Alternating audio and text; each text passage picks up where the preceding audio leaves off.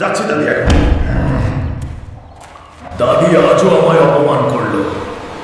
আজ বড় চাইতে কচ্ছপ নিয়ে গিয়ে হিরো হয়ে যাব বুড়ি দাদির কাছে। ওই বেড়া কাকড়া, আমার সামনে থেকে সর, নাইলে তোকে আজ ভাজি করে খাবো। পেট মোটা হুলকা, তুই আর আমায় কি করবি? তবে রে আয়। কাকড়ার খেলা শেষ, এইবার কচ্ছপ আমার সাথে চল, না হলে তোর পিছনে আগুন লাগিয়ে দিব। ওই বেটা কচ্ছপ, তুই আমার সাথে চল, নাইলে তোর 12টা বাজাই দিব। চলো হুলক ভাই, আমি তোমার সাথেই যাচ্ছি। তোরে আজ মশলা মাখাই খাবো।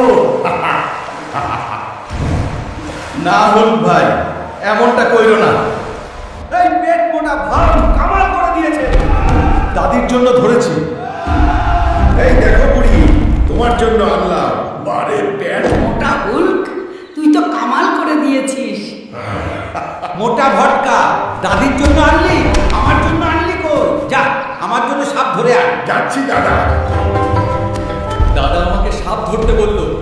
এই সাপ কোথায় পাবো? এই মোটা হুলক, আমার জঙ্গলে পারমিশন না নিয়ে কেন ঢুকলি? তোর জঙ্গল, তুই জানিস আমি কে? তোর সানডে মানডে ক্লোজ করে দেবো কিন্তু। তুই আমার কি ক্লোজ করবি না? তোরে এই ঘরে দেব।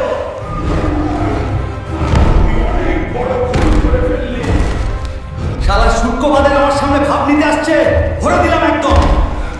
এবার আমাকে সাপ খুঁজতে হবে। ওই সাপ, আর সাথে চল, না হলে তোর পাখি উড়াই দেব। তুই কি করবি? আমি তোর পাখি খেয়ে ফেলবো। তবে রে দেখ